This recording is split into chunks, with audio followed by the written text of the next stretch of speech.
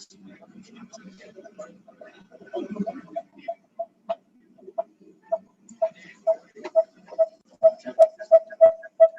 dulu. Supaya sedikit lebih tinggi. Oh, ini mana? Nanti di sekolah menghadap saya, masih menghadap saya. Ini saya masuk ini.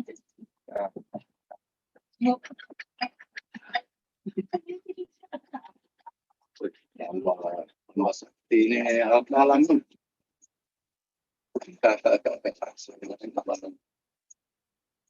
Sampai final semua fakta tindik telah bergabung bersama kami di membaca dan kreasi kalam. Jadi malam hari ini kita akan membahas tentang adat pengampe Jawijah. Kan dimulai ya.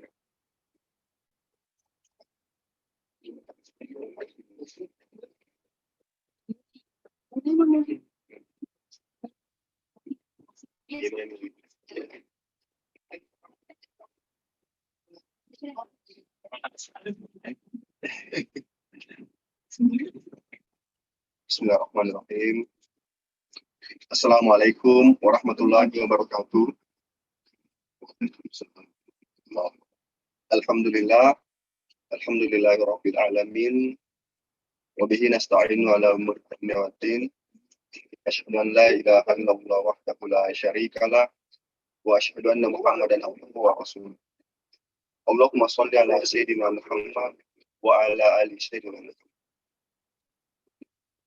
Tak henti-hentinya kita memanjatkan puji syukur atas kehadirat Allah Subhanahu wa taala, atas limpahan rahmat, taufik hidayah dan inayahnya sehingga kita dapat dipertemukan lagi kurang lebih 2 pekan kita libur.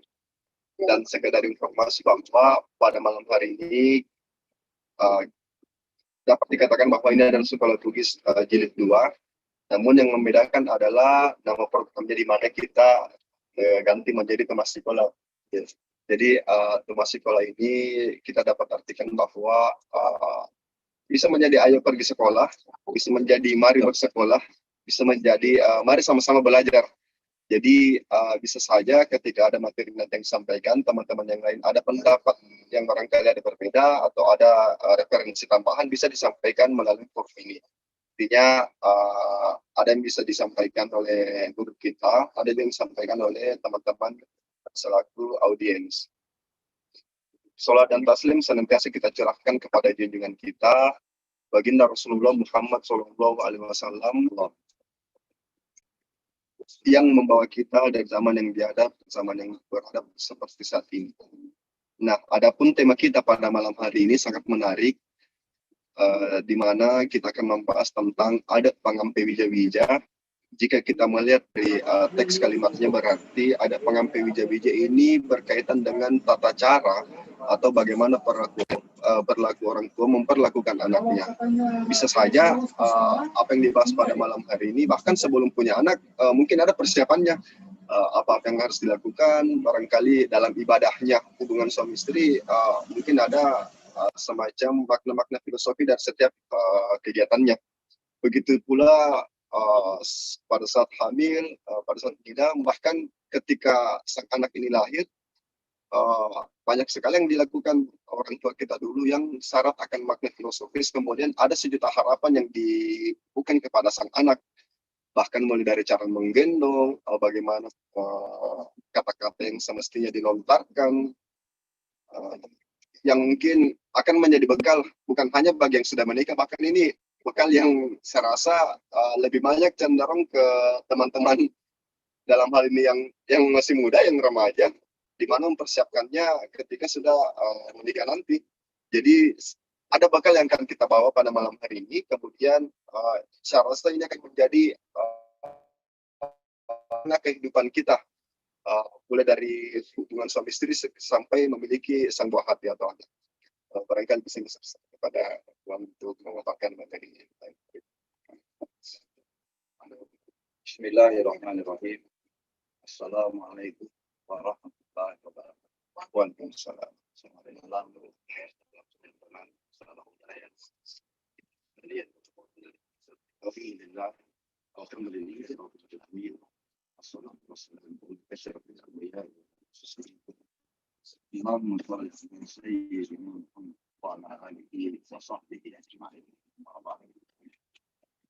Sini teman segenap yang kami muliakan, para audiens, Ananda, Seri, Wali Komunikasi dan Umay, Wali Saudian yang berkenan untuk bersama-sama kita kembali pada malam hari yang alhamdulillah jadi kedua untuk sekolah Bugis itu kita betul-betul sudah menjadi anak sekolah.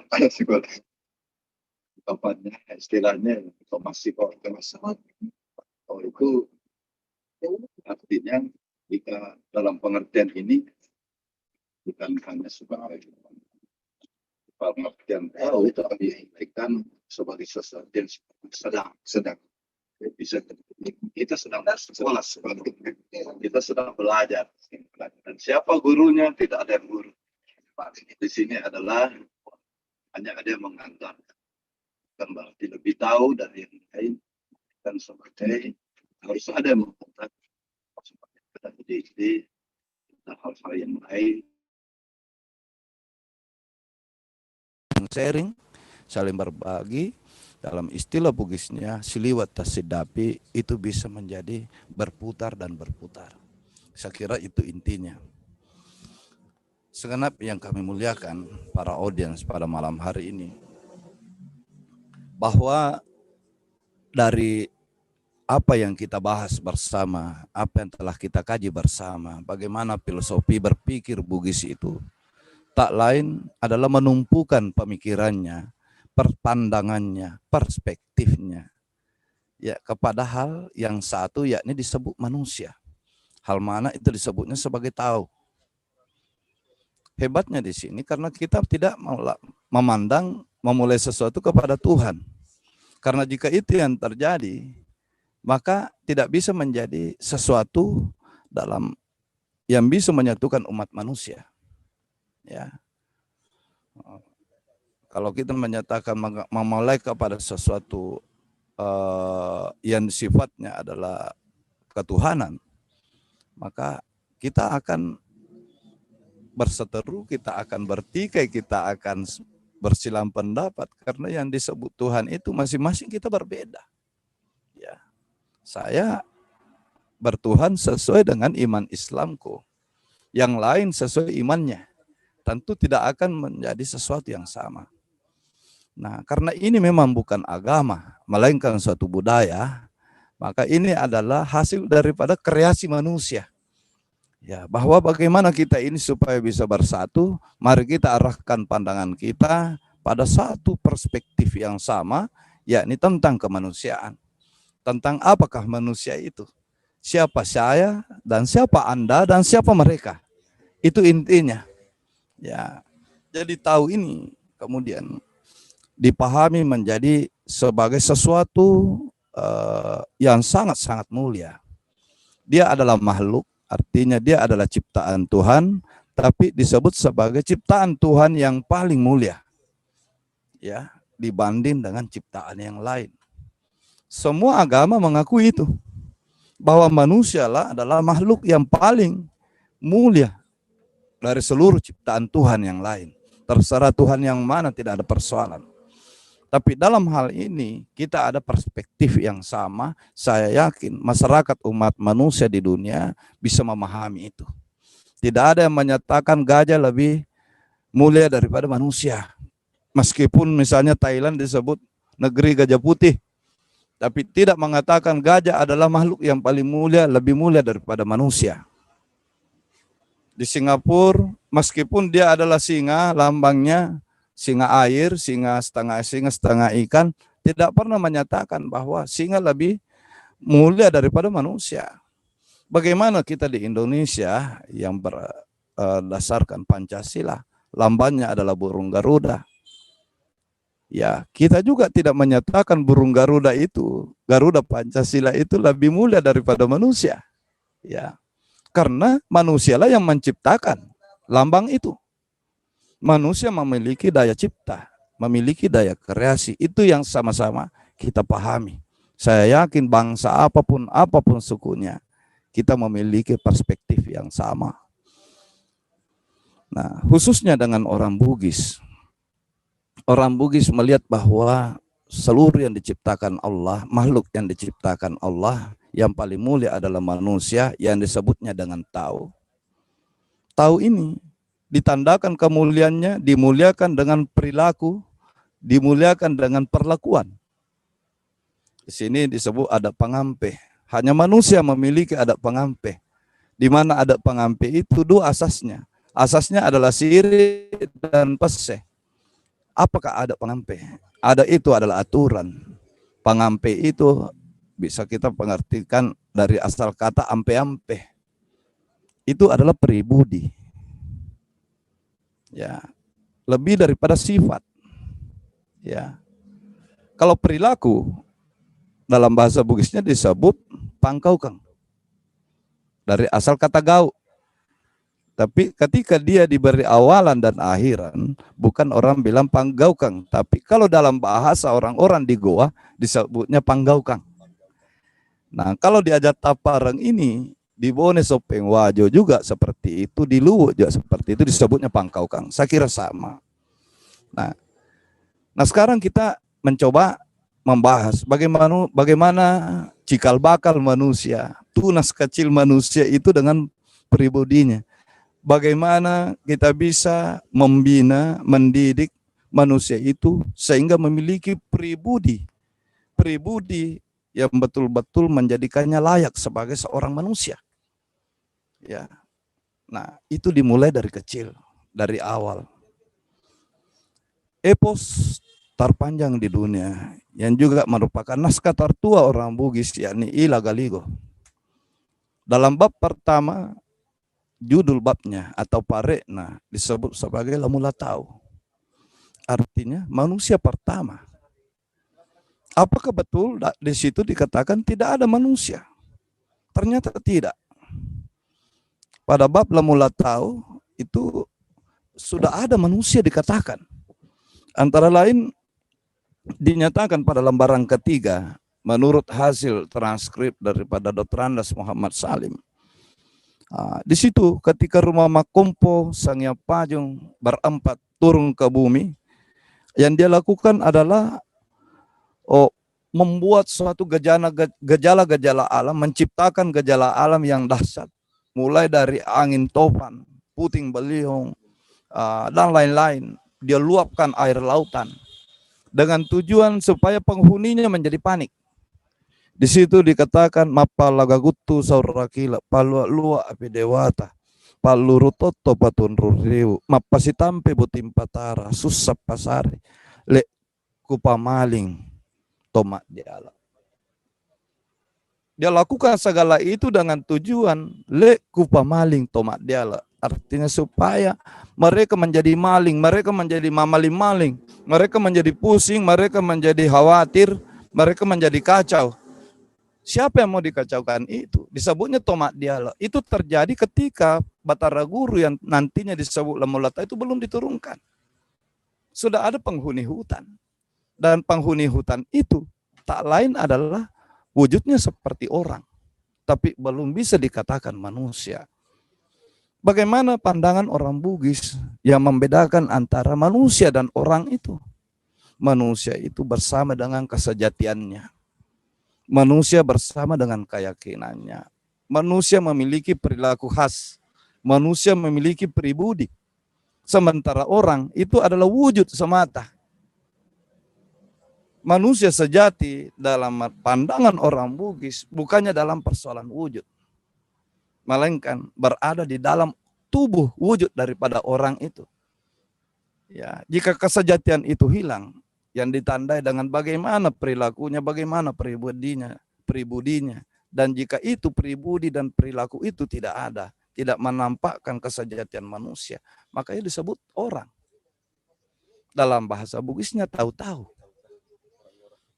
Nah, dalam bahasa Bugis, kata benda, kata apapun itu jika diulang berarti bukan itu. Contoh, oto. Ya, dengan oto-oto. Kalau oto adalah mobil yang betul-betul bisa ditumpangi, bisa dikendarai. Jika oto-oto ya itu yang mainan-mainan itu yang pakai baterai, yang ditarik anak-anak pakai tali. Artinya bukan betulan, hanya mirip. Ya. Nah, bagaimana supaya menanamkan pribudi itu? Harus dimulai sejak dini. Olehnya itu, dalam konsep pemikiran orang Bugis, bagaimana dalam pengadarannya menanamkan adat pengampe. Artinya tata aturan, tata berperilaku menjadi seseorang yang memiliki adat pengampe, memiliki pribudi. Itu dimulai bahkan sebelum ia lahir. Luar biasanya orang Bugis memahami konsep hak asasi manusia, di mana dinyatakannya najaja ngalena merdeka. Merdeka sejak dilahirkan. Ia memiliki hak asasinya.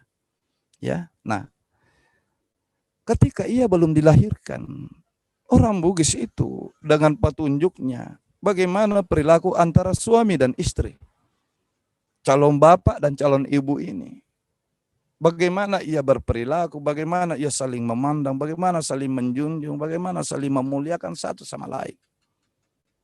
Setelah memenuhi adat pengampe itu, adat pengampe alai bineng, maka apa yang mau dilahirkan? Kenapa harus begitu? Karena ia akan melahirkan tunas manusia berikutnya. Ya, melahirkan tunas manusia berikutnya. Tidak mungkin dari keduanya yang tidak berperilaku sebagai manusia mampu melahirkan sebagai manusia yang diharapkan, yang digambarkan atau yang menurut standar kelayakan orang Bugis. Ya, tidak mungkin. Nah, olehnya itu seorang manusia, seorang tahu dalam pandangan berpikir kebudayaan Bugis itu selalu didambah. Selalu dicita-citakan, didambah-dambakan. Sering kita dengar ungkapan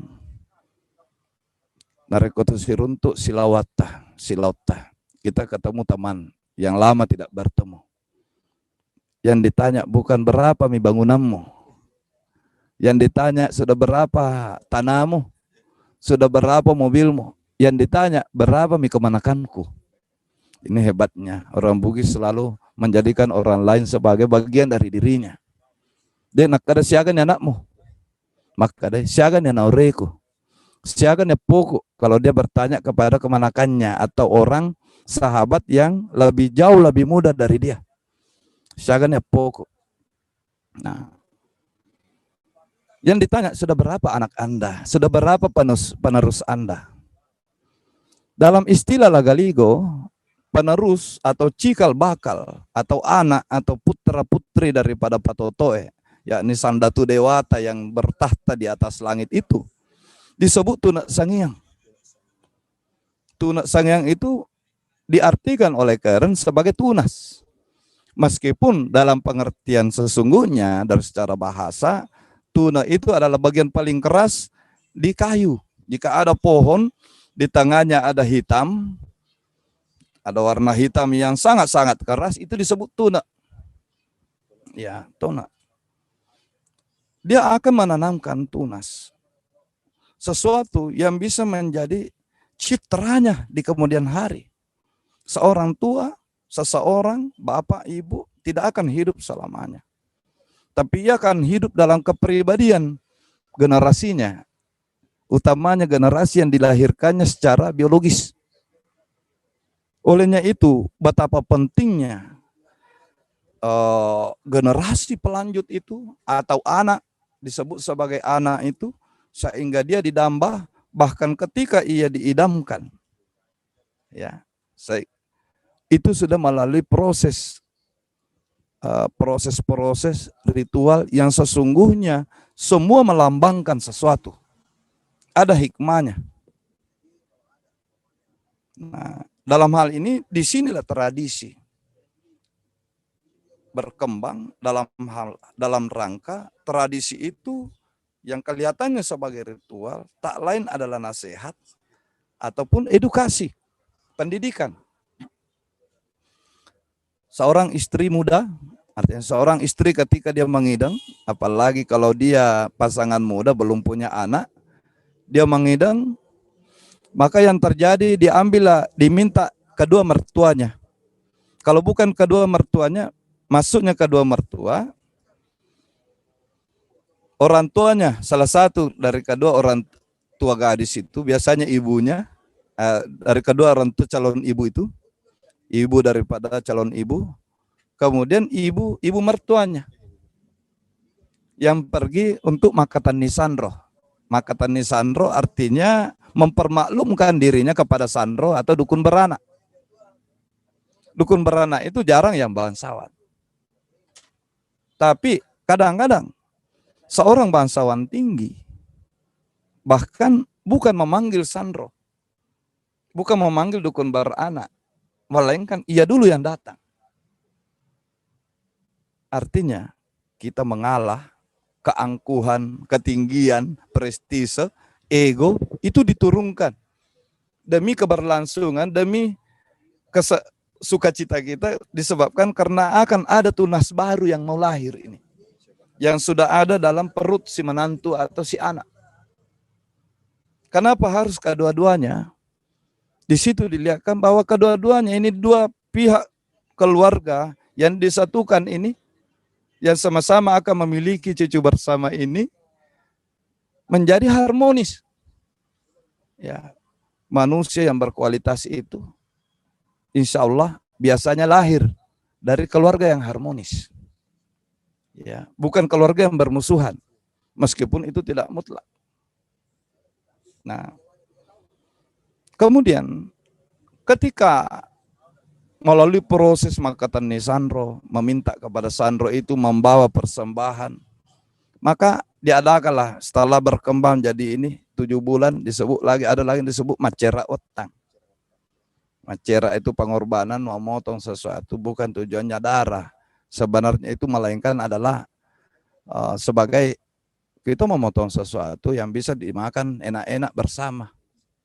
Ya, untuk silaturahim kedua belah pihak.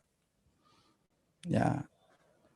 Nah, segala keinginan daripada ibu ini, calon ibu ini dituruti karena dianggap bahwa keinginannya itu adalah jelmaan daripada keinginan janin itu, calon manusia. Dan hebatnya, biasanya yang setengah mati itu adalah calon bapak. Bukan musim mangga, nah tiba-tiba mangga mau namakan, nah dia dipare-pare, musim mangganya disopeng, nah kesopeng. Nggak kayak sekarang. Sekarang ya kita sudah bisa pesan, order lewat Grab. Dulu nggak seperti itu. Kendaraan pun terbatas, itu dicari. Pertanda, dan biasanya orang dinyatakan tidak mau kalau orang lain yang mencarikan. Harus suaminya. Jadi manjalah calon ibu ini. Artinya itu adalah satu pendidikan. Itu adalah tuntutan kepada seorang calon bapak. Weh, benihmu. Saya sedang mengandung benihmu. Kau harus memperlihatkan tanggung jawabmu secara dini. Ini sudah masuk pendidikan. Ya, saya yang mengandungnya, kata si calon ibu. Nah, Anda yang menyimpannya, maka Anda juga harus ikut memeliharanya, mengusahakannya. Bagaimana supaya itu lestari dan bisa tumbuh kemudian dilahirkan manusia baru. Singkat cerita, ketika akan dilahirkan dalam Lagaligo, naskah tertua tadi ini, diceritakan banyak bagaimana menjelang kelahiran Batara Latu, bagaimana menjelang kelahiran Sawari Gading. Itu luar biasa. Terjadi kondisi yang sangat memprihatinkan ibunya. Ya, si calon ibu ini yang mau melahirkan ini disebut manguriwa. Ya. Manguriwa. Apa artinya manguriwa? Itu ada unsur kata rewa. Kalau salah-salah, kita akan kembali kepada asal, artinya kembali mati. Tidak hidup lagi. Salah sedikit, ini bikin takut-takut perempuan ini. Ya, itu manguriwa. Ya, di situ orang perempuan tidak akan peduli apa yang tadinya dia sembunyikan, tidak peduli lagi. Seperti seakan-akan kalian kalau perempuan menjadi bayi kembali ketika mau dilahirkan, ketika mau melahirkan. Dulu waktu kalian menjadi bayi tidak pusing kalau tidak pakai celana. Orang lah yang memakai kamu celana. Nanti kalau mau melahirkan juga akan begitu. Tidak pusing mau lagi cari bedak, tidak pusing lagi cari lipstik, mau pakai yang bagus-bagus, pokoknya yang penting berhenti sakit, melahirkan dengan selamat. Hanya itu yang dipikir. Selamat dirinya, selamat anaknya. Yang disebut dalam bahasa Bugis selamat wali-wali. Ya. Memuarina selamat wali-wali. Selamat lempu wali-wali. Ini indahnya bahasa itu. Jika kadang-kadang terjadi kesulitan melahirkan, disinilah dipanggil orang tua gadis itu, dipanggil orang tua, mertuanya juga. Nah di situ ada ritual. Kalau dilihat istrinya, menantunya susah, maka kadang-kadang yang si mertua ini yang paling duluan. Weh nak, jaji no. Asu no namanya anak. Dia memanggilnya dengan kurus, semangat asu kumena. Asu no nak, wala mana kumana mo nak. Walaku ampi kalemu nak. Dia janji-janji. Ceritanya ini ketika Pota Sawarigadi mau dilahirkan, sampai orang tuanya kakeknya ini Pak Taraguru ini menjanjikan negeri-negeri di langit, menjanjikan pusaka-pusaka dewata asunamena walaku ya. Itu memanggil. Padahal kalau dipikir bukan kemauannya si anak mau keluar atau tidak, ini persoalan Tuhan. Tapi di situ dibentuk bagaimana supaya si orang ini, si anak ini keluar atas kehendaknya. Di mana nasihatnya di sini, di mana hikmahnya?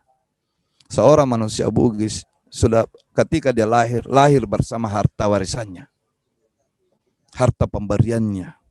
Ia dipanggil, ia didambah, ia dicita-citakan bahwa akan terjadi manusia baru yang akan memberi perubahan, yang akan datang memberi kesejahteraan bagi umat manusia.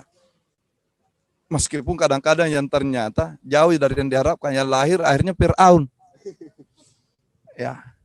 Tapi semua orang dilahirkan dengan penuh sukacita, disambut dengan gembira, dan selalu ada cita-cita terbaik, selalu ada doa harapan yang terbaik yang mengiringi kelahirannya. Saya yakin Fir'aun, Namrud pun ketika lahir, pasti demikian juga. Supaya ia menjadi rahmat, ia menjadi berkah bagi alam. Meskipun pada kenyataannya, Hitler juga begitu. Ya, semua juga begitu. Ya, ketika ia lahir, maka ia menjadi janin, ia menjadi bayi. Dari janin ketika masih di perut, lahir menjadi bayi yang diharapkan menjadi cahaya bagi dunia. Ya, lahir bersama dengan harta bendanya kadang-kadang. Kenapa mertua yang memulai? Kenapa nenek yang memulai?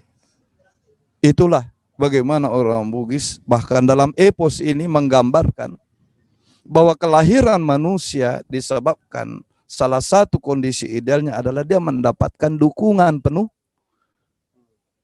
ya dari seluruh anggota keluarganya. Manusia itu lahir di tengah-tengah keluarganya sesungguhnya. Ya. Nah. Kemudian dia tadi lahir sudah bersama dengan hartanya. Ketika ia dikandung, sebelum keluar, saking takutnya, saking khawatirnya kakek neneknya, sampai-sampai ia janjikan macam-macam apa-apa. Ya. Kemudian ia lahir bersama ari-arinya. Kalau dia kembar, kalau dua kembar maka ya. Maka manusia dinyatakan tidak ada lahir sendiri. Ini menurut persepsi, lagi-lagi kembali menurut pandangan orang Bugis. Lahir bersama campugina. Lahir bersama ugiknya, itu istilah lain. Lahir bersama irunna. Si jajang irunna. Siapa tembuni itu, siapa ke ari-ari itu, tak lain dipercaya sebagai saudara kembarnya. Ya. Saudara kembar ini diperlakukan sebagai manusia ketika ia dilahirkan. Pada waktu yang ditentukan, maka ia ada yang ditanam, ada yang dihanyutkan di sungai ataupun dilepas di laut. Tapi tidak ada yang ditenggelamkan di laut. Dibuatkan perahu-perahu kecil. Ya. Dipakaikan seperti upacara-upacara. Dan dia dinyanyikan oleh para dukun beranak pada sandro dengan nyanyian puji-pujian dan harapan. Ya, nak. Lawo nona murekengi totomu. Pergilah untuk memenuhi takdirmu. Mulolongat deceng. Musijalokan seleseremu. Supaya kau mendapatkan kebaikan dan kau bisa tunjukkan juga kepada mengajak kebaikan itu kepada saudaramu yang kami pelihara. Jika ia ditanam juga kelapa di atasnya. Kalau ia bangsawan tinggi biasanya 40 batang kelapa. Artinya kelapa itu adalah salah satu harta benda pada zaman dulu. Artinya ketika ia lahir, selain benda-benda yang dijanjikan untuk dihadiahkan kepadanya, juga ketika ia ditanam ari-arinya, di situ ia sudah memiliki tanah, sudah memiliki kelapa. Orang lahir dengan harta bendanya. Ketika ia pertama dilahirkan, ketika ia menangis, apa yang dilakukan pertama oleh dukun beranak atau siapapun yang membantu di situ? Ia buka, karena tergenggam tangannya begini, dia buka anunya baru itu bacakan sesuatu. Baru dia kasih kepal kembali. Apa katanya? Warakeng itu atau madecimu anak. Masom paloripuang. Kepal erat, genggam erat. Takdirmu wahai anakku, ikhlaslah dengan apapun itu, seraya kau menyembah kepada Tuhan. Ya. Seorang manusia Bugis zaman dulu, ketika ia dilahirkan, ia pantang diletakkan di lantai. Pantang diletakkan di kasur, seempuk apapun itu. Selama 40 hari, 40 malam. Ia harus dipangku. Dipangku oleh siapa? Dipangku oleh manusia. Ya. Berbedalah kita memang di negara barat. Negara barat malah kucing dan anjing menjadi babysitter. Kalau dalam pandangan masyarakat Bugis itu pantang sekali. Manusia yang lahir, manusia yang melahirkan, manusia yang pangku. Siapa yang memangku? Kakeknya, neneknya, dari kedua belah pihak, tantenya, pamannya, sepupu-sepupunya, bahkan tetangganya selama 40 hari, 40 malam. Bergantian orang, keluarga dari jauh, dekat datang setiap waktu, setiap hari. Bergantian. Mereka datang membawa hadiah. Ini luar biasanya manusia baru ini. Mereka membawakan hadiah sekaligus meminta jatah. Jatah apa itu? Untuk memangku. Itu sebagai mempererat jalinan silaturahim. Kelak itu akan diingat terus oleh orang tua anak itu. Dia akan perlihatkan, oh itu tantemu, nah itu dulu, woi satu hari kok dipangku itu. Maka si anak ini, meskipun itu adalah tetangganya, maka dia hormat kepada tetangganya. Sudah ditanamkan budi sejak lahirnya. Isang-isa kau decen nak. Tahu-tahulah budi. Kalau kau tidak tahu budi, tanya kau tahu. Kau bukan manusia, tahu-tahu. Kau orang-orang. Ya. Begitu pula tetangga yang datang menawarkan jasa baiknya, ikut bersukacita menyambut datangnya manusia baru. Ia akan memangku, mencium, menyayangi, menjadi bagian daripada keluarga besarnya, meskipun mungkin bahkan tidak ada hubungan darah sama sekali. Bukankah ini adalah merupakan jalinan silaturahim yang sudah dihadirkan, sudah dibiasakan, ditanamkan sejak lahirnya manusia baru itu. Ini luar biasa. Sekarang masih adakah seperti itu? Ya. Nah, anak ini lahir. Setelah 40 hari, 40 malam, maka dia ibenre tojang. Ya. Maka waktunya dia diacarakan, dinaikkan ayunan. Naik ayunan itu, lagi-lagi 40 orang itu membuat lingkaran, semua perempuan.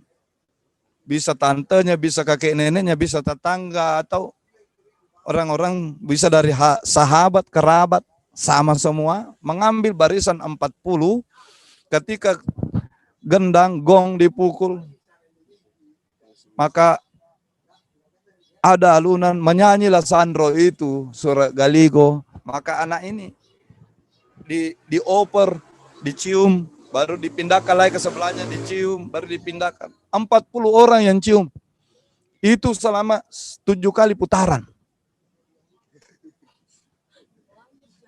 Oh, dia adalah manusia berharga. Ketika kecil, 40 perempuan, ibu-ibu, orang-orang terkemuka yang menciumnya. Artinya dia dipakur sumanga. Dia orang yang didamba-dambakan. Inilah yang menjadi etosnya. Semua orang dikasih begitu dulu.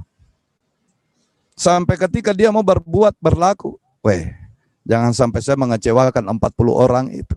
Dia mencium dan mendoakan. Masa salah satunya tidak ada yang diterima, diijabah oleh Allah Subhanahu wa taala misalnya. Kemudian datang Islam, syiar Islam itu semakin indah, bukan lagi nyanyian, melainkan barzanji. Kitab barzanji dibacakan, itu tidak berhenti. Tidak berhenti, semua memangku, dicium, dipindah lagi sampai 7 kali berputar. Baru dinaikkan ke ayunan. Ya. Dan setelah dinaikkan di ayunan, mulailah proses, kalau dalam Islam, ya barulah menjadi akikah. Dipotonglah rambutnya. Ketika orang mulai sarakah, sudah mulai sholawat. Ya. Sejak itu, resmilah dia boleh diayunkan, boleh diletakkan. Setelah 40 hari, 40 malam. Maka dia dinyanyikan lagu-lagu yang indah. Ketika ingin dininabobokkan, istilahnya lulabi, ya, lulabi, ya, lagu pengantar tidur. Bukan ninabobo. Ninabobo dikenal nanti setelah Belanda datang. Ninabobo itu dari Belanda. Kalau dulu, ya Bilale, ya Belale, la baco tuo, mutu nato pada tuo, mutu namu malongi-longi. Ya Bilal, pengertiannya ya Bilal. Bilal bin Rokbah. Bangsawan, arung, tengarung, dan bukan bangsawan. Nyanyiannya adalah itu. Bahkan jika ia perempuan, tidak disebutlah bacot tuh, ibacek tuh. Kenapa Bilal? Ini kebudayaan Islam sudah masuk. Ketika syariat sara ini sudah masuk menjadi tiang tengah unsur pengadarang. Bilal bin Rokbah, dia berasal dari hamba sahaya. Berkat keimanannya, berkat akidahnya, berkat tauhidnya yang teguh, sehingga ia menjadi sahabat Nabi Shallallahu Alaihi Wasallam yang dimuliakan.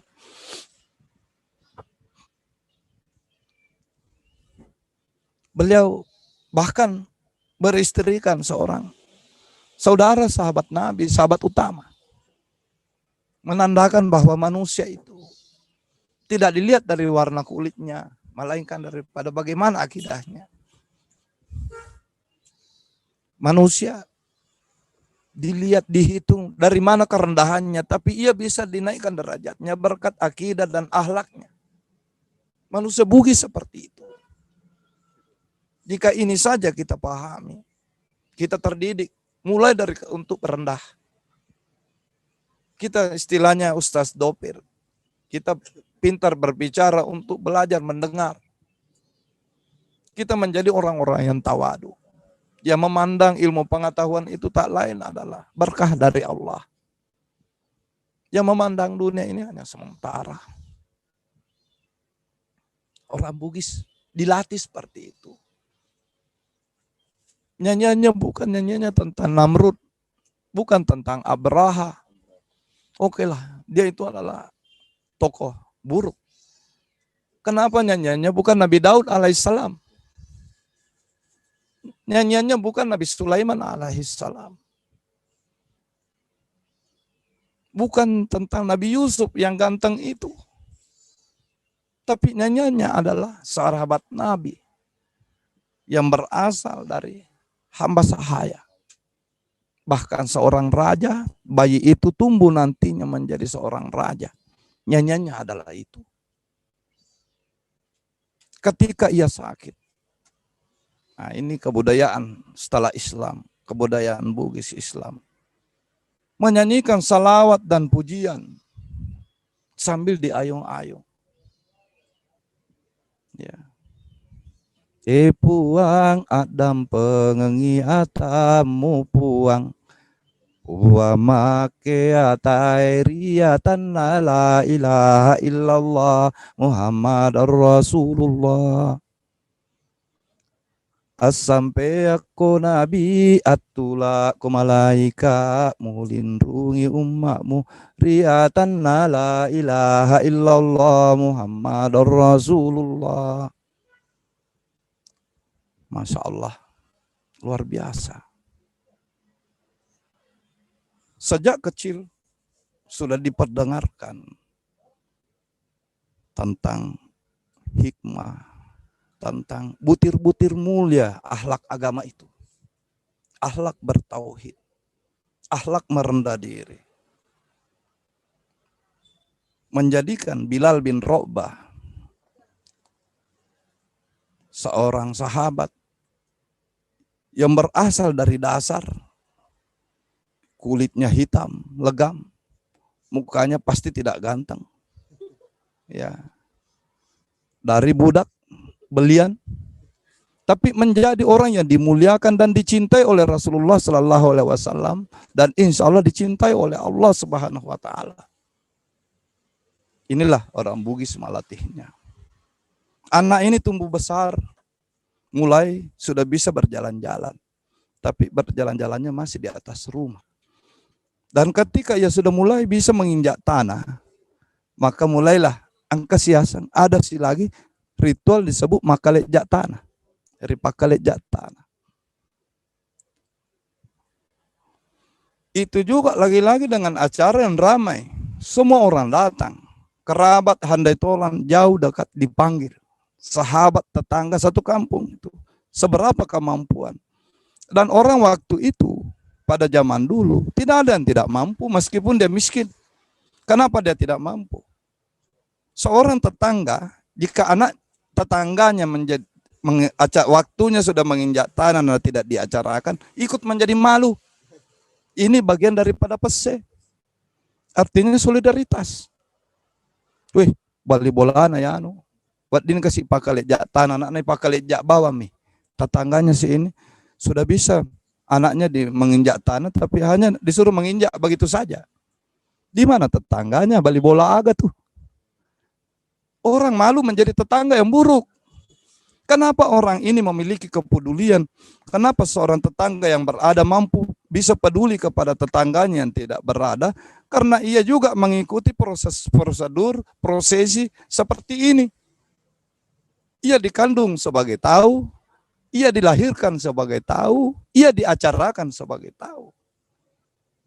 Dan ia juga ikut dipangku, digendong oleh tetangganya. Seperti ini masyarakat Bugis memandang betapa pentingnya hidup sebagai bagian daripada masyarakat. Ada satu kelebihan orang Bugis, bukan artinya kita ini puji riali, bukan memuji diri, tapi saya yakin suku yang lain pun juga akan seperti itu, cuma lain bentuknya. Semakin bukan orang Bugis tetangganya, semakin bangga kalau dihadiri oleh bukan orang Bugis itu. ada orang Jawa, tetangga kita, dia ikut acara kita, maka kita merasa tersanjung dan merasa berat, merasa bangga dengan kedatangannya. Maka kita perlakukan dengan sehormat-hormatnya. Kita adalah orang yang sangat welcome dan bangga dengan perbedaan. Dan merasa bersyukur dan merasa menjadi semakin tercerahkan dengan perbedaan itu. Dengan keberagaman itu. Orang Jawa barangkali bukan bangsawan, bukan raden, bukan pangeran. Tapi ketika ia datang, maka kita perlakukan ia sebagai orang penting. Itu seperti itu yang saya rasakan di kampung. Ya. Jadi sini Tomalabiku sekalian, ini baru injak tanah sudah pakai waktu seperti ini. Ya, tolong dikode. Jangan sangat, nah, tidak mungkin kita akan bicara bagaimana ketika dia diajar lebih ini ya. Nah, bagaimana setelah dipakai injak tanah? Orang Bugis mengikuti, mulai dia tertawa jika ia bayi yang mungil itu, ya, jika dia kadang-kadang anak Bugis itu tertidur, kadang-kadang dia tertawa sendiri. Wah, kita bilang kurus semangat aja nemu ganggu andrimu, aculan andrimu, selesai. Kepada siapa dinyatakan itu? Itu kepada saudaranya yang dipercaya adalah roh dari ari-ari itu. Ya. Ketika ia menangis kurus sengaja mutarina orang Bugis anak bayinya. Ketika kita berkata-kata kepadanya, maka kita memilih kata mana yang paling mesra, yang paling halus, mamase-mase istilahnya. Ya, orang dulu marah kalau kita main-main bentak anaknya. Aja taparing kalingai, jangan diperdengarkan kata-kata yang tidak baik. Karena ini adalah kertas kosong. Ya. Kebaikan. Jika ia dibiasakan, belum tentu bisa terwujud. Apalagi kalau tidak dibiasakan. Ya. Orang lebih mudah, istilahnya Kiai Haji Zainuddin MZ almarhum, tanam padi pasti tumbuh rumput. Tanam rumput, jangan mimpi tumbuh padi. Seperti itu juga dalam pendidikan. Semua yang ditanamkan adalah hal-hal yang baik. Bagaimana anak Bugis, anak bayi, ketika dia sudah memahami, sudah bisa mengenali siapa-siapa yang berada di sekitarnya. Kadang-kadang anak Bugis itu tidak banyak orang Bugis yang bisa mau pergi ke semua orang. Kenapa seperti itu? Bukan takut, tapi ia malu. Sejak kecil ia dibiasakan dengan orang-orang terdekatnya sampai-sampai tanpa terasa ia merasa malu kepada orang yang tidak, orang baru yang dia kenali.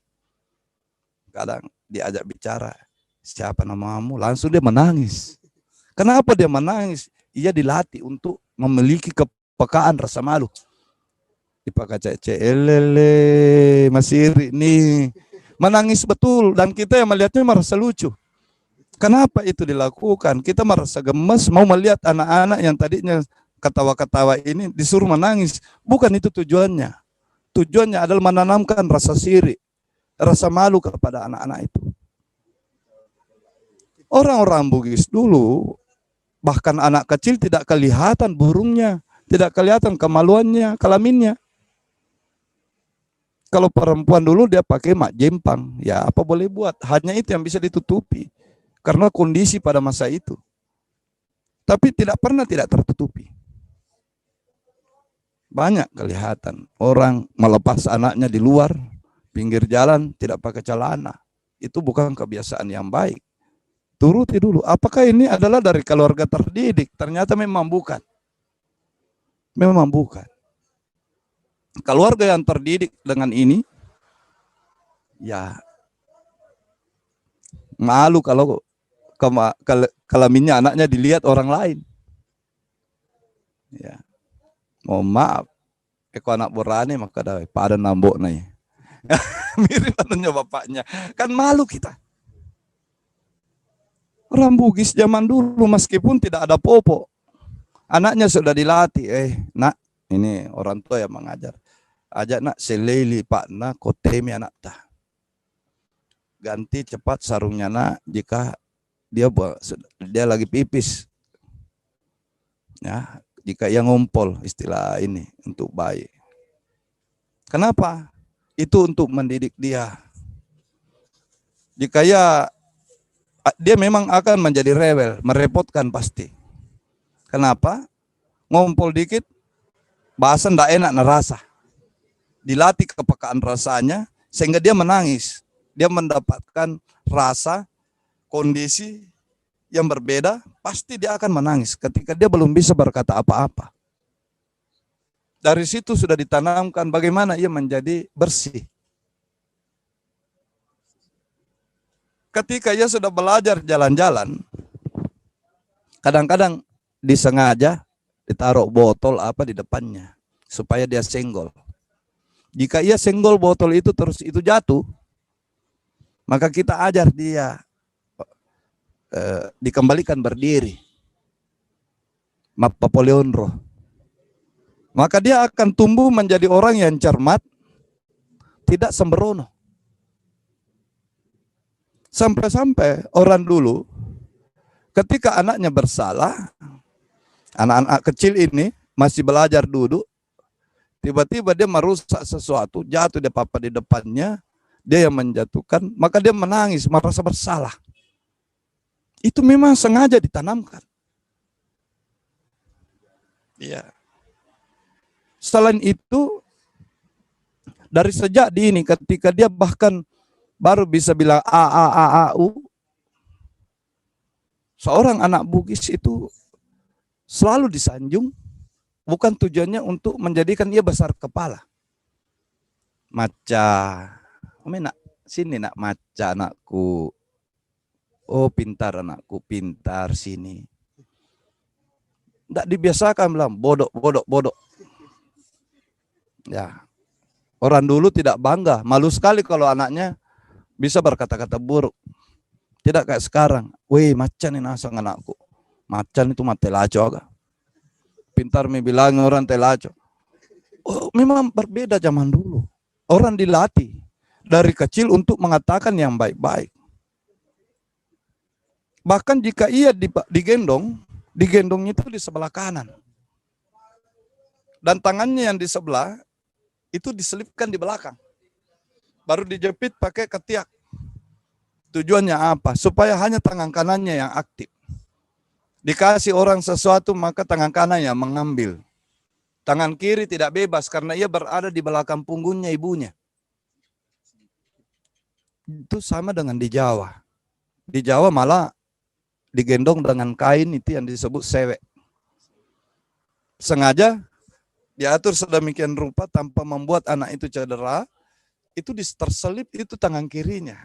Sehingga anak ini meskipun barangkali dia kidal, tapi ia akan bisa menulis dengan tangan kanan.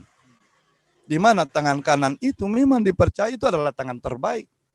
Itu memang sudah disebut dalam agama misalnya. Barang siapa yang menerima buku amalnya dengan tangan kanan, maka beruntunglah ia. Ya kan?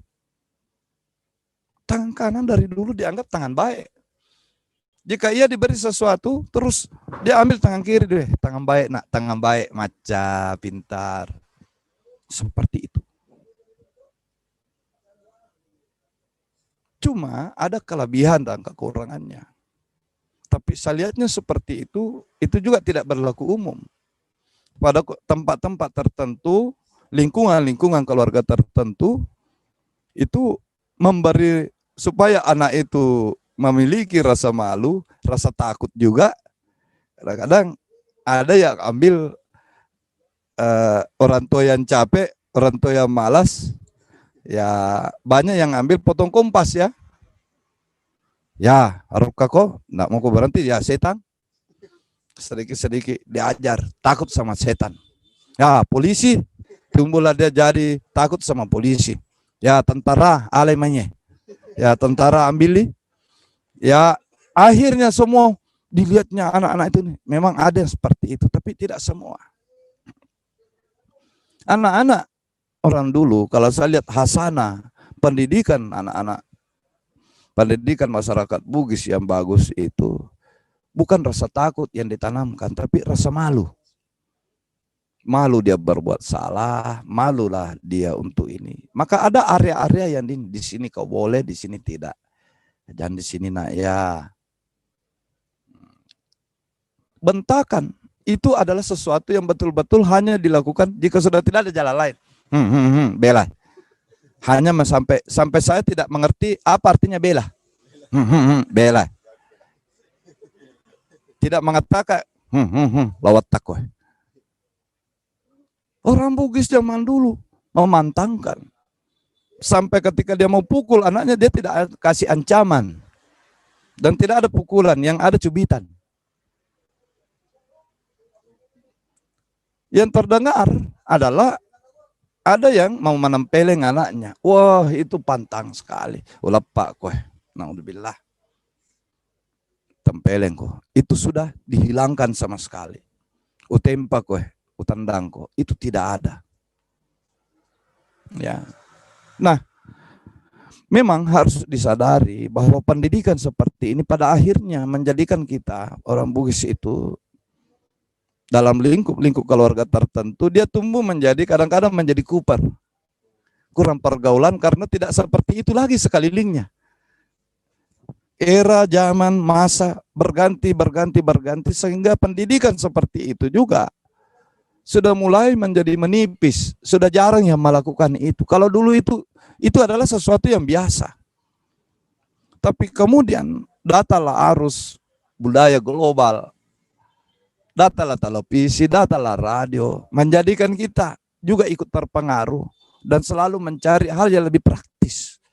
Tanpa kita sadari bahwa jangan-jangan yang praktis itu sebenarnya tidak cocok dengan benih kita. Ya. Jadi luar biasanya. Kemudian saya melihat bahwa ini kita akan masih panjang. Barangkali masih ada 2 sesi membicarakan tentang pendidikan ini. Kita akan membicarakan nanti bagaimana menanamkan bertutur kata kepada anak itu. Ya, intinya bahwa yang diperdengarkan kepada anak itu harus ada kerjasama yang baik antara bapaknya dan ibunya. Artinya suami istri. Yang tidak ada suami istri, tidak ada keluarga di dunia ini yang tidak bertengkar misalnya. Bagaimana masyarakat Bugis dulu pantang sekali memperlihatkan pertengkaran antara bapak ibu di hadapan anak. Dinyatakan itu akan berakibat buruk. Dikatakan bahwa anak itu akan tumbuh menjadi palagang. Padahal sebenarnya ada efek psikologisnya. Ya. Jika ada seorang kakaknya, ada orang lain yang berkata-kata kotor di luar, terus kedengaran suaranya besar, bisa didengar anak itu, maka tidak ada jalan lain, anak itu ditutup telinganya. Jangan sampai tersimpan dalam alam bawah sadarnya, dan itu dijadikannya contoh. Nah, anak ini akan mudah terpengaruh, karena ketika ia keluar, maka bisa jadi ia akan melihat sesuatu yang lain. Tapi bisa dibayangkan bagaimana kalau 10 rumah bertetangga, cara pendidikannya seperti itu. Melahirkan anak talimanya, maka akan menjadi 50 orang yang kemudian nantinya akan tumbuh seperti itu, maka jadilah masyarakat yang baik. Masyarakat yang malu, orang-orang yang malu melanggar hukum. Ya. Nah, saya kira ini sudah terlalu panjang. Saya insya Allah kita sambung lagi pada part kedua, bagian kedua tentang menanamkan adab pengampe pada anak ini. Saya kira ini akan masih panjang. Mohon maaf atas lebih dan kurangnya. Semoga bermanfaat bagi kita sekalian, utamanya kepada diri saya pribadi. Sebelum ada yang menanyakan, lebih baik saya yang bertanya kepada diri saya, apakah Anda merasakan seperti yang Anda ceritakan itu? Pengalaman yang alhamdulillah saya merasakan itu. Cuma kalau ada yang buruk tentang saya, itu bukan kelemahan kedua orang tua saya, melainkan kelemahan saya pribadi. Saya terlalu jauh melihat, saya terlalu jauh tempat merantau, Tapi barangkali bukan keburukan orang, bukan berarti bahwa tempat yang saya tuju itu buruk, melainkan saya lah yang buruk dalam menerimanya. Ya, jadi kadang-kadang seperti itu. Ya, janganlah kita mengatakan wah Bugis lah yang terbaik. Oh enggak, belum tentu. Siliwat tasidapi. Di sini ada persoalan kelebihan dan kekurangan. Kembali kepada bagaimana Allah menyampaikan dalam firman-Nya, dan sesungguhnya kami ciptakan manusia bersuku-suku, berbangsa-bangsa. Tak lain tujuannya adalah supaya mereka saling mengenal satu sama lain. Shadaqallahul azim. Wabillahi taufiq wal hidayah. Wassalamualaikum warahmatullahi wabarakatuh. Waalaikumsalam warahmatullahi wabarakatuh. Terima kasih banyak Pak atas penjelasan sebelumnya. Sejak penjelasan pertama tadi sampai pada saat sekarang, yang bisa saya lakukan hanya takjub dari tadi. Betapa indahnya orang Bugis dalam menyambut manusia baru ini, memanusiakan manusia yang penuh dengan sukacita, kemudian ada sejuta harapan yang dipupukkan kepada sang anak, dan bagaimana menanamkan rasa cinta kepada sang anak ini agar ketika besar nantinya sang anak juga bisa menebarkan cinta di mana-mana. Keren Pak, keren sekali. Mungkin ada dari teman-teman yang mau bertanya terkait terkait materi kita pada malam hari ini. Silakan diacungkan jempolnya. Bisa dirasain kemudian menuliskan via kolom chat kalau memang belum mampu untuk menyerahkan pertanyaannya. Cek, ada yang mau bertanya?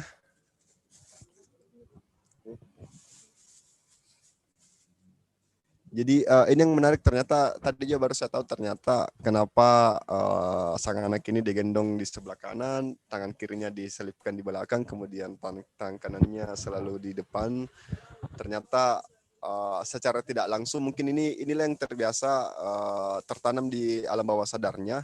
Jadi mulai dari kecil hingga dewasa nanti dia akan terbiasa dengan tangan kanannya. Bahkan saya masih ingat waktu kecil, dari cara mengambil nasi saja, dan dari nasi kendro nasi harus dengan rapi, dengan baik, seakan-akan ada nilai kehidupan yang bisa kita terima, yang bisa kita rasakan. Dan begitu pula tadi terkait dengan bagaimana cara bertutur kata kepada sang anak, bahkan ketika ada anak yang baru lahir, bahkan meskipun anak ini belum bisa bicara, tapi kalau kita mau pergi kurus semua ngemuna melo kayo lo masuk Cina, seakan-akan sang anak ini dijadikan sebagai makhluk yang sangat mulia ketika dia masih kecil, sehingga kata orang tua dulu ketika ada anak yang baru lahir, kemudian banyak orang yang berdatangan, banyak motor, banyak mobil, biasanya sama sempo dale mati nanai, karena banyaknya manusia yang sambut dia pada saat masa kelahirannya. Saya cek lagi apakah ada dari teman-teman yang mau bertanya.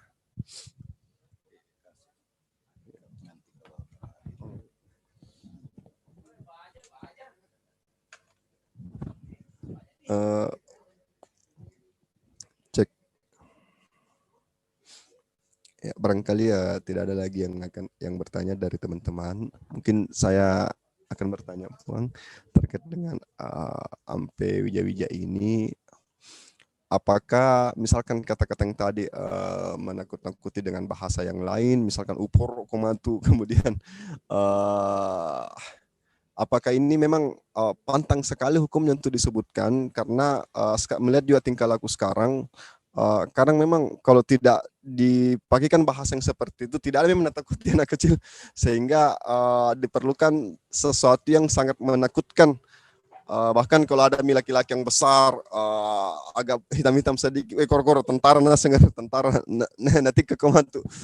Itu yang pertama terkait masalah menakut-nakutinya. Yang kedua adalah ketika yang tadi terkait masalah Ipanono Ipakaleja tanah, barangkali bisa dijelaskan lagi sebenarnya kenapa harus diacarakan sang anak ini, kenapa harus mengundang, dan kenapa harus banyak orang yang datang apa yang menjadi makna filosofi sang anak ini ketika dia hendak menginjakkan kakinya ke tanah untuk pertama kalinya, kita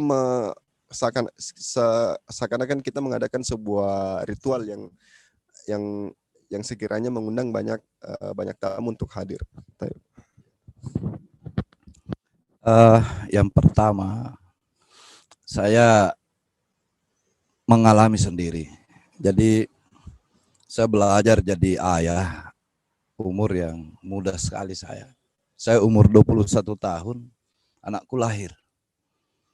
Jadi masih belajar jadi tahu, terus lahir tahu baru ini.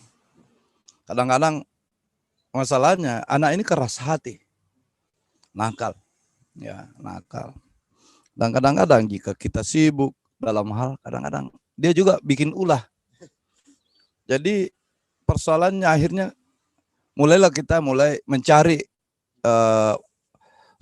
pemecahan masalah, solusi. Dan solusinya kadang-kadang kita pilih solusi yang menurut kita simpel. Pokoknya bagaimana dia berhenti menangis, maka dia ditakut-takuti. Tidak mempan ditakut-takuti, ya cubit pahanya. Ya, itu saya belajar dari situ. Nanti saya berhenti ketika saya dikasih tahu oleh paman saya. Woi nak, tesak gak itu nak? Anak-anak. Tahu enggak? Itu namanya anak-anak.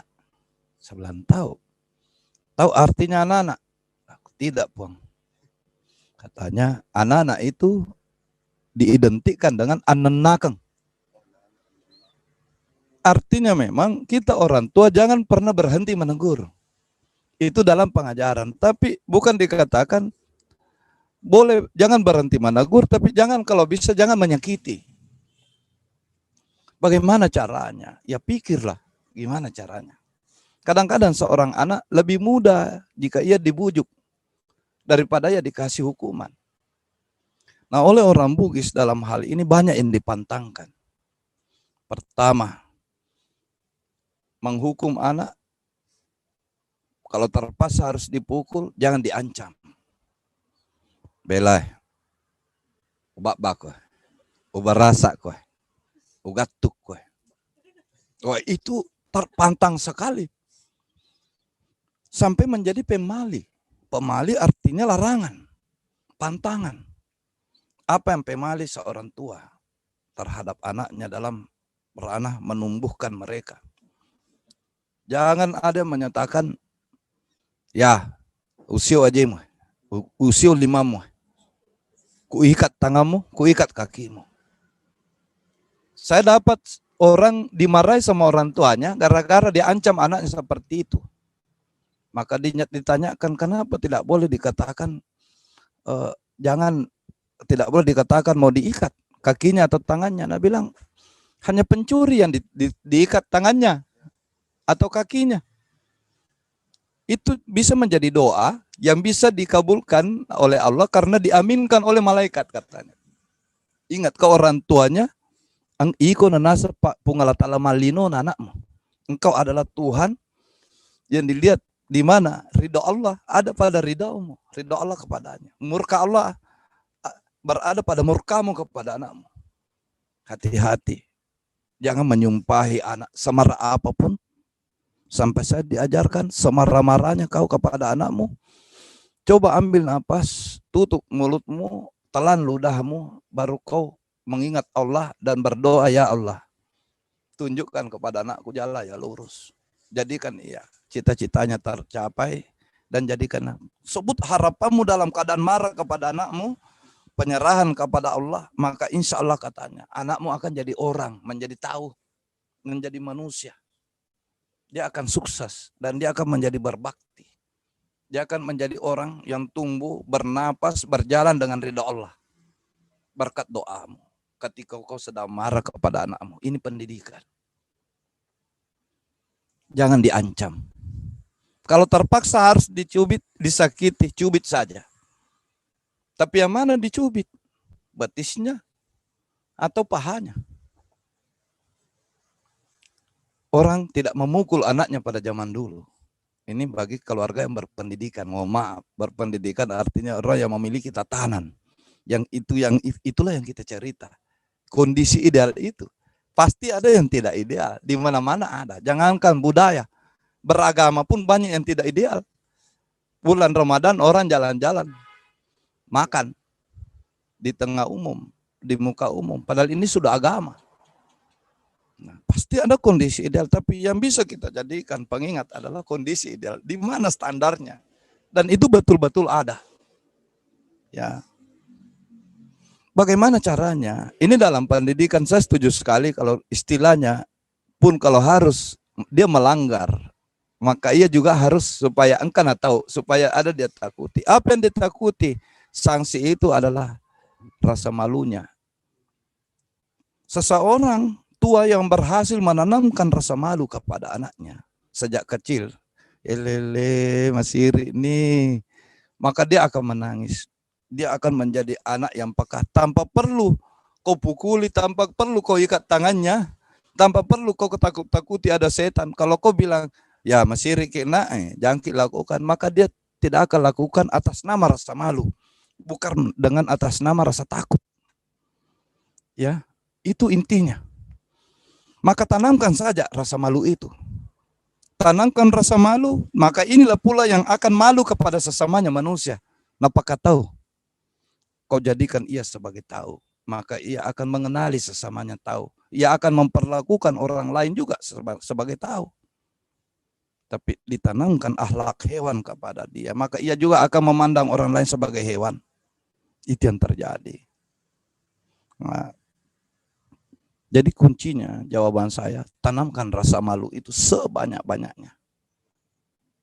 Ya malu itu nak, jika melanggar, tidak boleh lewat situ. Lewat situ malu kita, malu kita. Tabe kita, ya. Nah, ini. Jangan pakai iko-iko sama anak.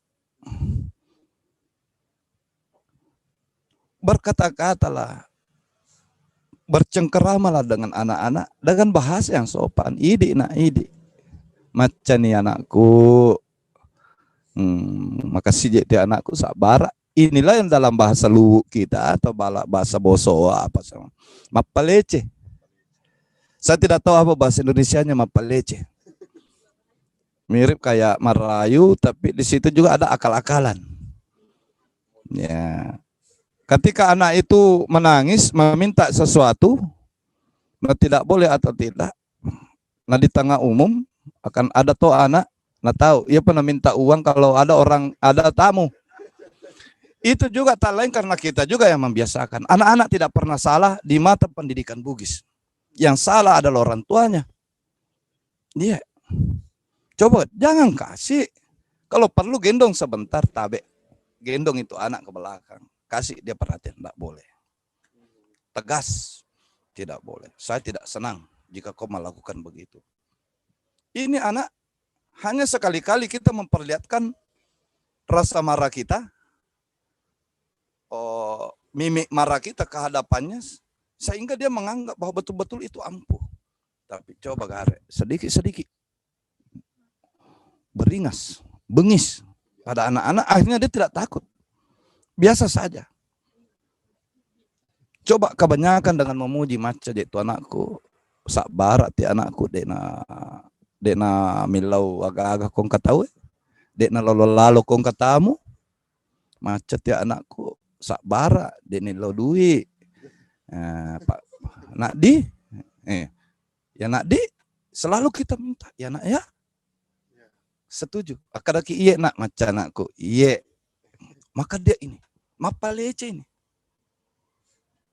Anak-anak saya ingat orang tua saya, alhamdulillah, saya syukuri. Ada waktu meskipun kita di pinggir sungai, kadang-kadang karena kampung, tidak ada ikan. Tidak ada lauk pauk. Maka yang dimakan itulah yang dibuatkan oleh orang tua jadi lauknya itu adalah bale capah. Tidak kayak sekarang kan, saya tidak di kota dulu, saya lahirnya di kampung. Bale capah itu adalah kelapa, parutan kelapa yang dicampur dengan rempah, bawang, apa merica dan lain-lain, baru digoreng segitiga. Aga yeta, bale capa sana nak, bale tonga gaya. malun rapi na balena ya jaga manre dega ke bale ya nak maca anakku bukan membodoh-bodoh ya anak ini dari kelapa nak ini dari ini dia masakkan saya capak loka capak oti pakai masak santan dia belah baru pada menu enak di lihat tuh seperti ayam nak woi menu celak ya nak menu putih padahal kita tahu juga ini bukan ayam tapi terasa enak. Tidak bilang, mak kemana anak ini mah kok ikan atau perilon. Pajebani manre kuciako. Wah ini kita akan melahirkan orang-orang kasar nantinya. Apa yang kau lakukan kepada anakmu hari ini itu juga yang akan dia lakukan. Dia akan perlakukan kita seperti itu dan juga orang lain akan dia perlakukan seperti itu. Kita tidak mau jaga bahasa, maka lihatlah nanti dia akan tumbuh dengan bahasa yang tidak terjaga, mulut yang tidak terjaga, tidak memiliki tenggang rasa. Orang tua paham ujaja minyak nakia pungalata alami bu. Jangan kau yang menjadikan anakmu mentang-mentang kau melahirkan baru kau yang mau menentukan segalanya. Maka ia harus memiliki kehormatan. Seorang yang memiliki kehormatan itulah yang bisa menghormati orang lain. Apa yang bisa dia lakukan ke orang lain jika dia tidak punya kehormatan? Bisakah dia memberi uang kepada orang nah dia tidak punya uang? Karena ia memiliki kehormatan, maka ia bisa menghormati orang lain. Semakin banyak kehormatannya, semakin banyak dia menghormati orang. Ia memiliki harga diri, maka ia bisa menghargai orang lain. Siapa yang memberikan itu semua? Orang tuanya, kita. Eko salah ya, anak dia nak kena salah anak. Idik nasawari. Maka anak-anakku, adik-adikku, kalian akan menjadi calon. Di perutmu hari ini, itu akan ada benih yang menjadi tunas baru. Ya, tunas itulah yang akan menjadi penerus namamu, yang juga akan membela bangsa dan tanah airmu. Kita pula lah yang akan lanjut kepada pertanyaan kedua. Maka lejak tanah, di situ adalah pendidikan. Tanah yang kau injak ini adalah tanah airmu. Disitulah mulai patriotisme. Juga rasa syukurmu. Dan kemudian ini adalah medan juangmu dalam mengarungi hidup. Bermula dari Lagaligo. Bagaimana seorang tahu, lamula tahu yang disebut Batara Guru, dia adalah anaknya Patotoe, Raja Dewata. Turun ke dunia diturunkan. Iriulo no alilino. Maka ia kedewataannya, atribut-atributnya, beterbangan semua. Maka ia turun pas menginjak tanah. Jadilah ia disebut tahu. Lamula tahu. Berhenti jadi dewa. Bagaimana ciri-ciri tahu? Memiliki keterbatasan. Tapi dalam memiliki keterbatasan itu, di situ keterbatasannya timbul semangat lain, etos lain yang disebut daya juang. Bukan bahwa Batara Guru turun dari langit sebagai dewata dengan kesaktiannya sebagai dewata. Maka jadilah dalam lamula tahu bab pertama Lagaligo. Oh, sedikit-sedikit mengeluh dia. Weh, puang, bagaimana saya diturunkan begini? Tapi ia dibiarkan. Menangis ibunya. Palingnya melihat, weh kasih menderita anakku. Tidak, biarkan ia. Dia belajar hidup. Dia akan belajar hidup dan mampu bertahan hidup hanya dengan satu persyaratan. Ia mampu menghargai hidup. Dan ketika ia akan bersama dengan orang-orang lain, maka dia menghargai hidup dan menghargai kehidupan orang. Bukan hanya hidupnya yang dihargai. Coba bayangkan. Kita lahir mulai 7 bulan, ipakatan di Sandro sebelumnya 3 bulan. Kemudian lahir di Pangku. Maka kita juga akan melihat orang lain seperti itu. Maka tegakah kita merendahkannya? Tegakah kita memperlakukannya buruk ketika kita pahami, weh, ibuku juga ikut dulu Pangku dia. Dia adalah bibit manusia yang dicintai. Mampu kita memusnahkan manusia, sesama manusia jika kita berawal dari itu. Maka kita akan menghargai manusia. Karena memang manusia itu sudah berharga sejak dilahirkannya. Ini saya kira nak terlalu panjang Mika apa.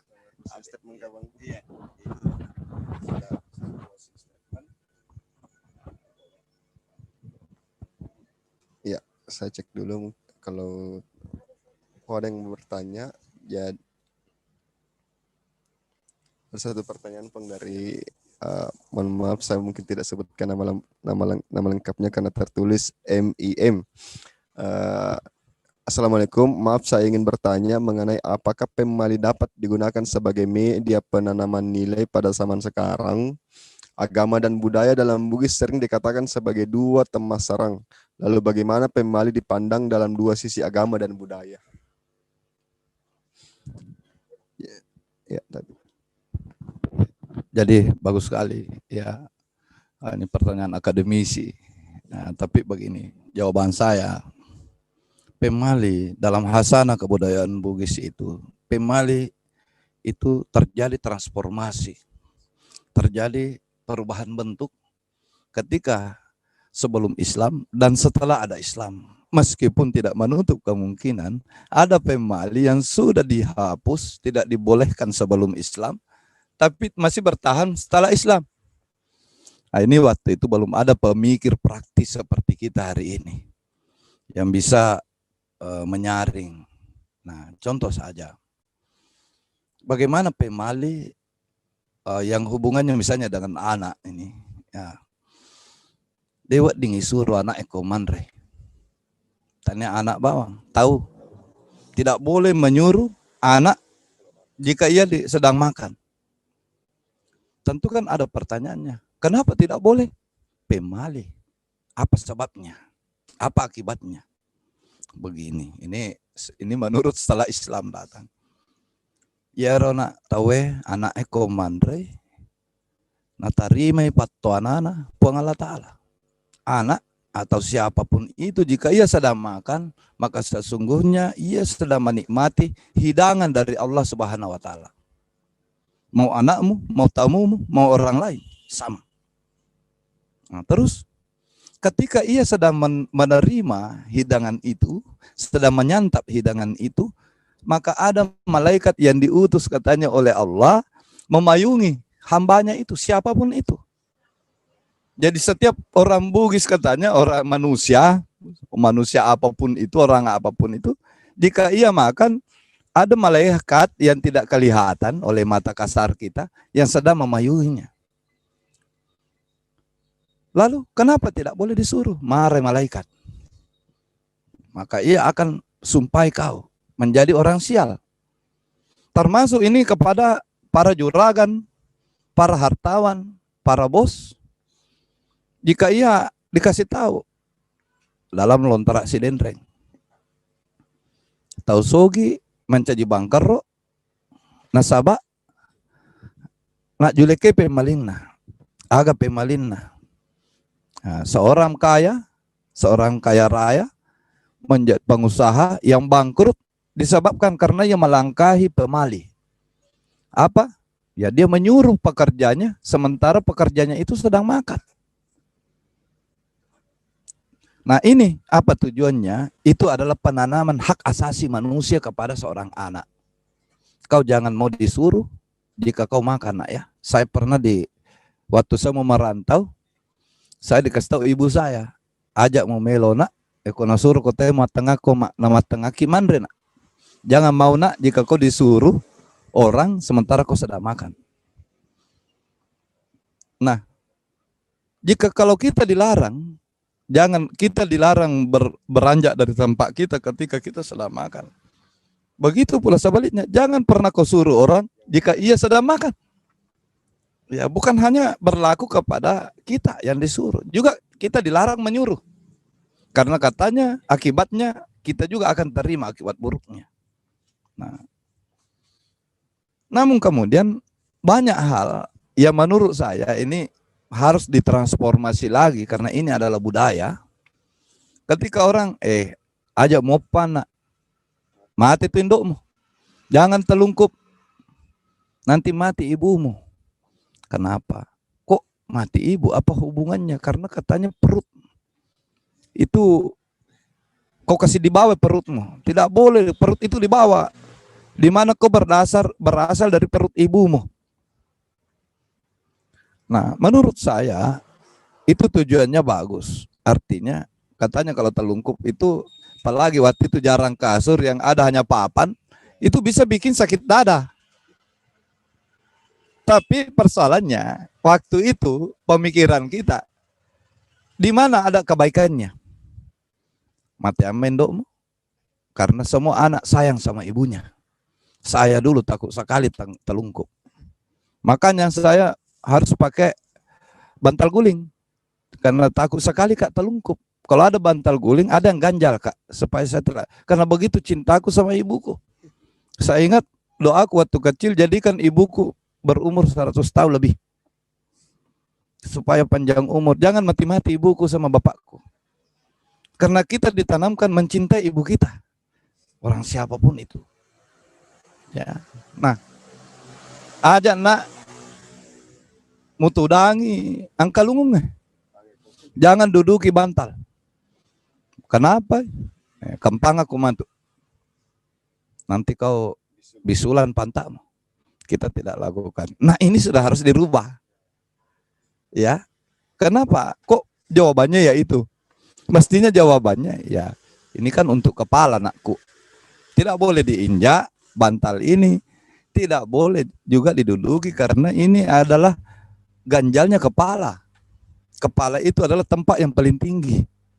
Dalam banyak kebudayaan, kepala manusia itu menjadi sesuatu yang betul-betul harus diperlakukan dengan sangat hormat. Contoh di Bali. Orang Bali, kau pegang yang lain belum tentu dia marah. Tapi coba-coba kau pegang kepalanya, berkelahi. Ya, itu kebudayaan lain seperti itu. Dan saya rasa orang Bugis juga seperti itu. Cuma yang kita utamakan adalah pipi. Jangan sampai kita terkena ini. Ya. Nah, dalam hal ini sesungguhnya kadang-kadang ada yang keliru. Kita lebih banyak menekankan kepada anak jangan mau diperlakukan. Tapi kita tidak kasih koma saja. Mestinya jangan mau diperlakukan, tapi jangan juga memperlakukan. Hal ini harus kita cermati, harus kita gali sedalam-dalamnya bersama supaya kembali kita kepada nilai-nilai yang sesungguhnya itu, di mana nilai sesungguhnya itu insya Allah tidak akan bertentangan dengan nilai-nilai agama. Ya, saya yakin itu, ya, maka saya rasa itu yang menjadi jawaban saya. Mohon maaf jika ada yang tidak terkapar. Tapi enak.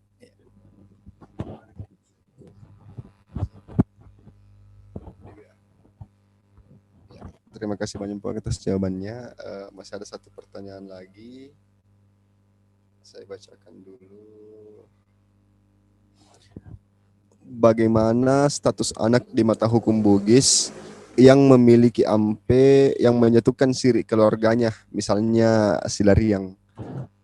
Barangkali ini sudah dibahas beberapa pekan yang lalu, mungkin perlu lagi dijelaskan lebih rinci terkait masalah statusnya dan bagaimana proses penyelesaian masalahnya.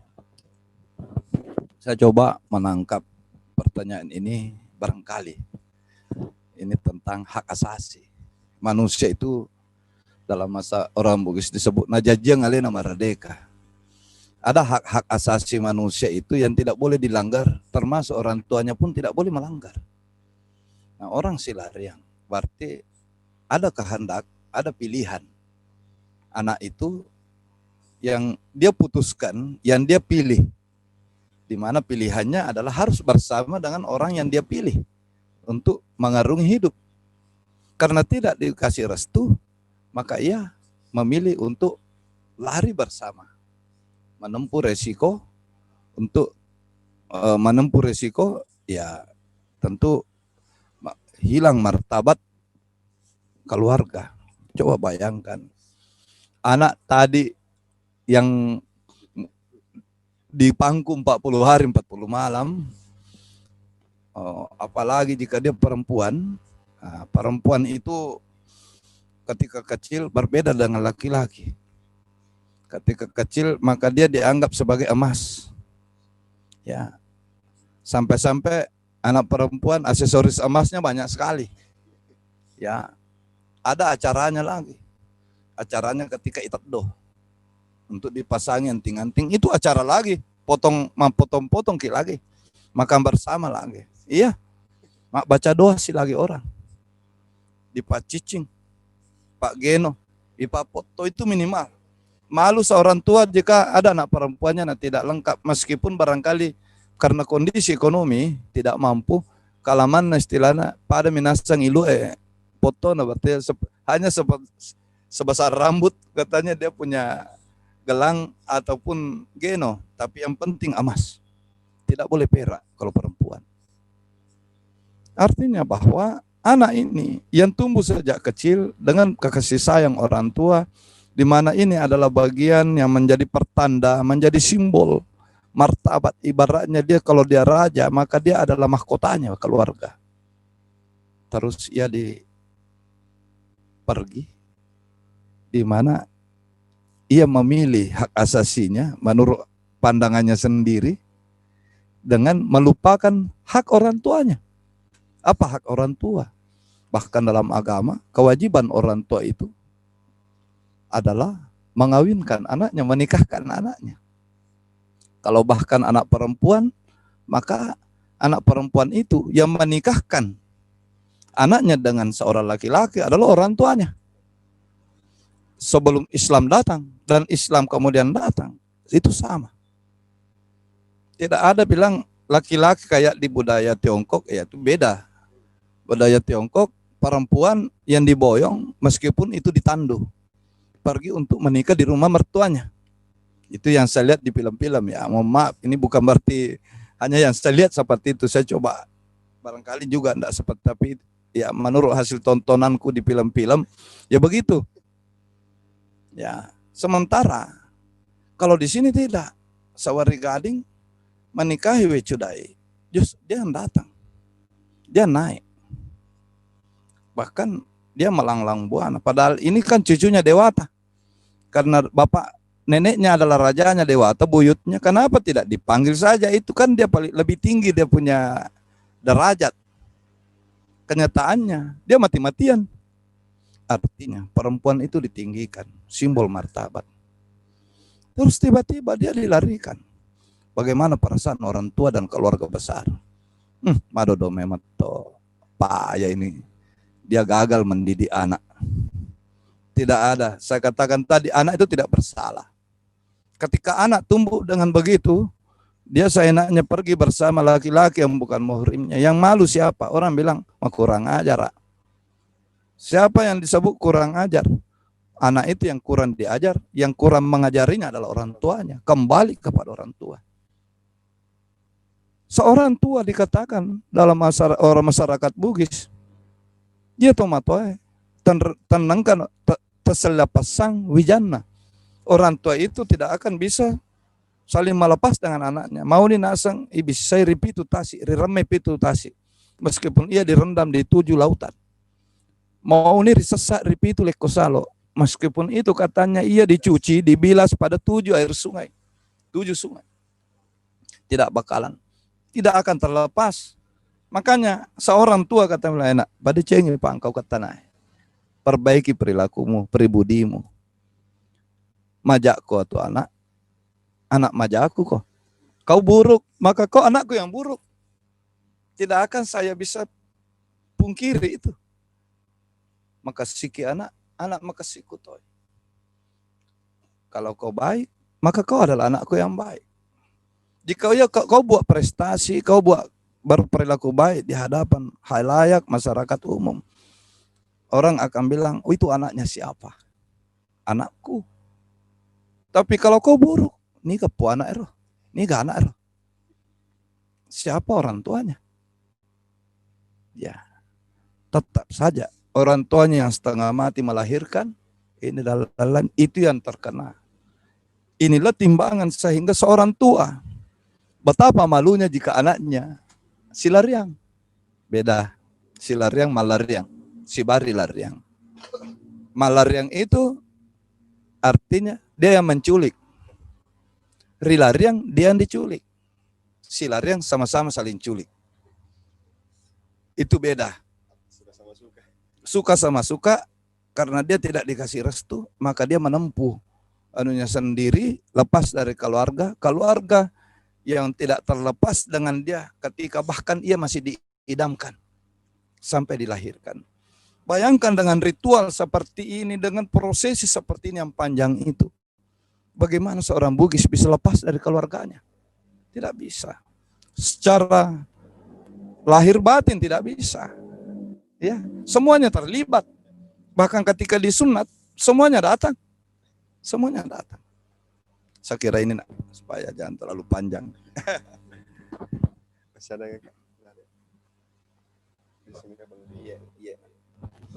baik, itulah tadi jawaban dari pertanyaan saudara atau saudari MIM.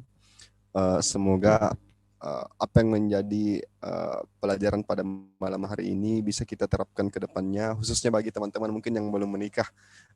Jadi ini bisa menjadi bekal kehidupan di masa depan agar mulai dari cara menyambut sang anak, bertutur kata, kemudian berperilaku kepada sang anak dengan sejuta harapan itu dapat menjadi suatu tuntunan, dapat menjadi suatu tata cara di mana sebenarnya ini adalah warisan leluhur Bugis yang merupakan harta, bisa dikatakan sebagai harta yang sangat berharga, di mana kita mampu memperlakukan anak ini semulia mungkin sehingga sang anak juga bisa berperilaku mulia ketika dia besar kelak. Jadi saya rasa tidak cukup untuk malam ini kita bahas, barangkali ada pertemuan kedua hingga pertemuan ketiga yang akan membahas tentang ampe wija-wija ini.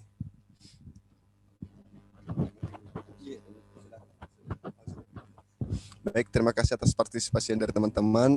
Kami juga menyarankan dari Rumah Baca dan Kreasi Kalam yang mau nonton ulang silakan nonton di YouTube Rumah Baca dan Kreasi Kalam, bisa di subscribe juga dan nyalakan loncengnya. Itu gratis kok. Sampai ketemu pekan depan di Rumah Baca dan Kreasi Kalam dengan program Tumasikola. Insya Allah kita akan lanjutkan materi kita. Semoga lebih bermanfaat dan bisa diajak lagi teman yang lain. Alangkah lebih baiknya jika kita saling mengajak dalam sebuah kebaikan. Saya rasa ini akan menjadi kehidupan yang lebih bermanfaat juga. Terima kasih banyak. Sekian mewakili Rumah Baca dan Kreasi Kalam. Kami ucapkan terima kasih banyak dan mohon maaf mungkin kalau ada salah-salah mulai dari pembukaan tadi sampai akhir acara kita pada saat sekarang ini. Ihdinash shiratal mustaqim. Wassalamualaikum warahmatullahi wabarakatuh.